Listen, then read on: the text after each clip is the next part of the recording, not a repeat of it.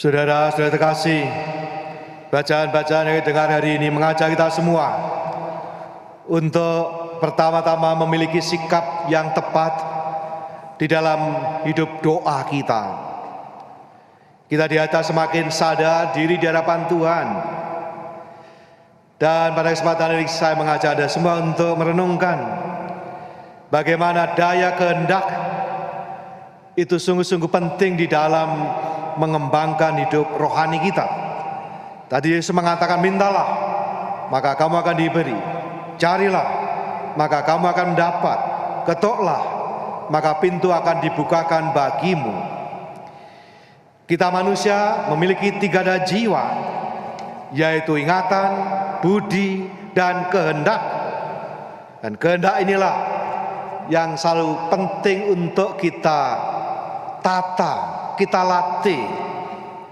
Maka pertama-tama kita sadar bahwa manusia itu memiliki kehendak. Ini yang membuat ia membedakan dengan makhluk lain.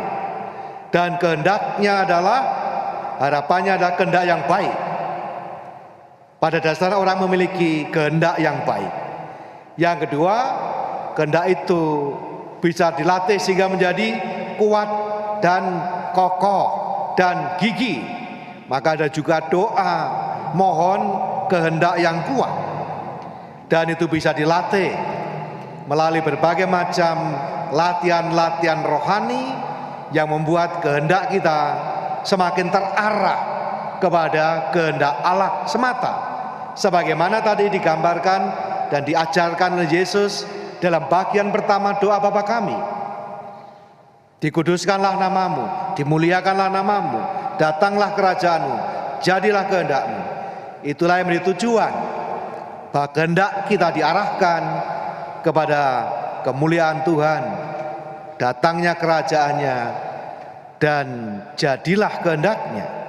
Dan itu gambaran yang kita dengarkan dalam awal ketika kisah Natal, di mana malaikat bernyanyi, Gloria in excelsis Deo et in terra pax hominibus bone voluntatis. Kemuliaan bagi Allah di tempat yang maha tinggi, dan damai sejahtera di bumi di antara manusia yang berkenan kepadanya. Nah, dalam bahasa Latinnya bone voluntatis, berarti yang berkehendak baik. Dan kalau orang sungguh dalam hidupnya berkehendak baik, maka pasti ia juga menjadi pribadi-pribadi yang berkenan kepada Tuhan. Maka terjemahannya sedikit berbeda, bukan berkehendak baik tapi berkenan kepadanya, itu juga sejalan dengan maknanya. Demikian juga setiap minggu kita mendaraskan atau menyanyikan kemuliaan kepada Allah di surga, dan dijawab, dan damai di bumi kepada orang yang berkenan kepadanya. Nah, inilah yang membuat hidup kita semakin berkenan pada Tuhan kalau kita selalu memiliki kehendak yang baik. Seorang pejuang kemanusiaan, Martin Luther King Jr. punya ungkapan menarik. Sejarah harus mencatat bahwa tragedi besar dalam sebuah perubahan sosial bukanlah gemuruh lantang orang-orang jahat, tetapi kebisuan memprihatinkan dari orang-orang yang baik. Jadi yang membuat dunia kita menjadi lebih buruk bukan karena semakin banyak orang jahat di muka bumi ini, tetapi karena begitu banyak orang yang baik-baik diam saja dan tidak berbuat apa-apa. Dan dia meneruskan, hampir selalu hanya segelintir orang yang peduli dan kreatif yang mengubah dunia menjadi lebih baik. Tetapi kalau ada orang-orang baik yang kendati segelintir, tetapi yang peduli dan kreatif, itulah yang mengubah dunia ini jadi lebih baik. Kita lihat tadi bagaimana Abraham memiliki kehendak yang baik supaya Sodom Gomora tidak dihancur leburkan. Dan ia meminta, bertanya pada Tuhan, kalau saja ada orang benar, orang yang berkehendak baik, 50, lalu turun sampai akhirnya kalau ada 10 saja, Dan Tuhan mengatakan kalau ada 10 orang benar, maka tidak akan dihancur leburkan. Abraham memiliki kehendak baik dan berusaha untuk menyelamatkan Sodom dan Gomora, tetapi ternyata 10 pun tidak ditemukan sehingga akhirnya memang menjadi hancur lebur. Kehendak yang baik ditemukan juga di dalam bacaan kedua, Yesus yang memberikan dirinya sebagai tebusan atas pelanggaran dosa kita melalui sengsara, wafat dan salibnya. Kita dibebaskan, kita dibayar lunas seluruh hutang-hutang dosa kita melalui pengorbanannya di kayu salib. Demikian juga menegaskan kepada kita semua di dalam bacaan Injil hari ini, jika kamu yang jahat saja tahu memberikan yang baik kepada anak-anakmu, apalagi Bapamu di surga.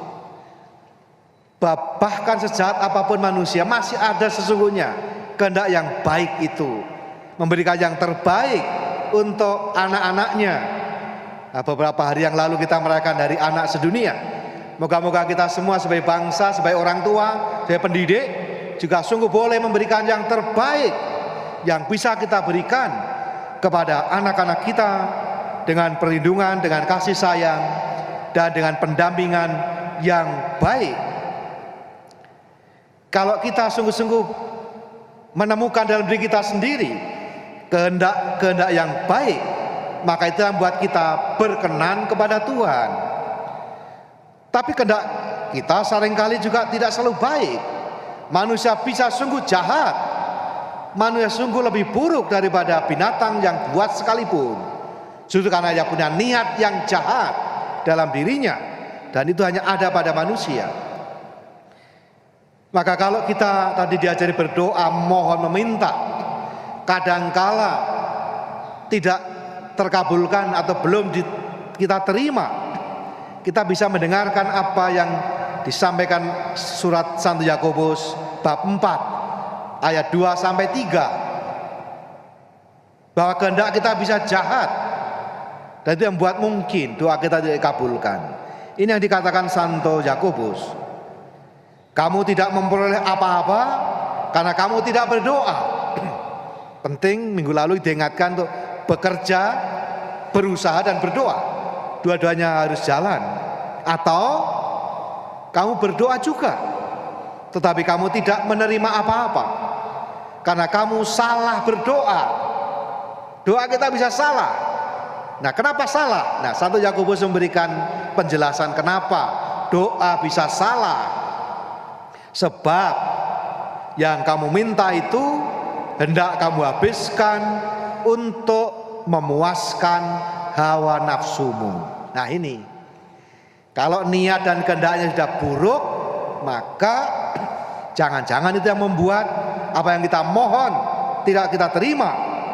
Karena Tuhan tahu memang Tuhan tidak selalu memberikan apa yang kita mohon, tetapi Tuhan selalu memberikan apa yang kita butuhkan. Dan untuk itu kita memang diminta untuk gigih, untuk mohon dengan sungguh-sungguh, seperti yang digambarkan dalam bacaan Injil hari ini, seperti kegigihan Abraham, seperti kegigihan seorang sahabat yang meminta bantuan sahabatnya. Friend indeed is friend in need. Sahabat sejati adalah sahabat dalam kebutuhan. Dan tadi dikatakan bagaimana seorang sahabat saling mendukung satu sama lain, termasuk rela hati untuk direpotin karena kegigihan sahabatnya untuk meminta. Dan kehendak kita itu bisa dilatih. Itu yang diajarkan Santo Ignatius dari Loyola, bahwa kita diajak untuk membangun kehendak kita menjadi melulu melaksanakan apa yang menjadi kehendak Tuhan. Kita diajak untuk ikut berjerih payah bersama Allah, membangun dunia yang lebih baik, menyembuhkan dunia ini, menyelamatkan dunia ini. Kita manusia punya 3 daya jiwa, ingatan, budi, dan kehendak. Dan kehendak kita itu lahir dilatih supaya apa yang kita pilih sungguh melulu sesuai dengan kehendak Tuhan, sungguh sesuatu yang membawa kepada kemuliaan namanya, datangnya kerajaannya. Maka Santo Ignatius dalam latihan rohani mengajari kita kalau mohon itu juga tidak hanya minta sesuatu, tapi selalu minta apa supaya apa. Jadi supaya ini penting. Ini untuk menguji apakah yang kita mohon untuk diri kita sendiri atau untuk kemuliaan Tuhan, kebaikan sesama. Maka contohnya dalam latihan rohani misalnya, mohon yang kukendaki, yaitu pengertian yang mendalam tentang Tuhan yang menjelma bagiku agar, ini supayanya, agar lebih mencintai dan mengikutinya lebih dekat. Nah, inilah selalu cara yang kita mohon jelas untuk apa. Maka kalau kita sungguh-sungguh bisa selalu melatih diri kita, kehendak yang makin kuat untuk semata-mata mengusahakan apa yang menjadi kemuliaan Tuhan, maka hidup kita seperti tadi dikatakan, kemuliaan kepada Allah di tempat yang maha tinggi dan damai sejahtera di bumi bagi manusia yang berkenan kepadanya. Kalau kita selalu berkehendak baik, maka seluruh hidup kita juga akan membawa kepada kemuliaan Tuhan, kebaikan bagi sesama. Maka seperti dikatakan Santo Ignatius Loyola, yang kita inginkan dan kita pilih, nah ini berarti latihan kehendak, ialah melulu apa yang lebih membawa kepada tujuan kita diciptakan untuk memuji, memuliakan Tuhan. Sebagaimana dalam awal doa Bapa kami, diawali selalu dengan dikuduskanlah namamu, dimuliakanlah namamu, datanglah kerajaanmu, jadilah kehendakmu. Semoga dengan demikian, kalau kita dalam hidup kita selalu melakukan apa yang kehendak Tuhan, maka kita menjadi pribadi-pribadi yang berkenan kepada Tuhan. Semoga kita boleh semakin mengenal, semakin mencintai, dan semakin mengikuti Yesus Tuhan dan Juru Selamat kita.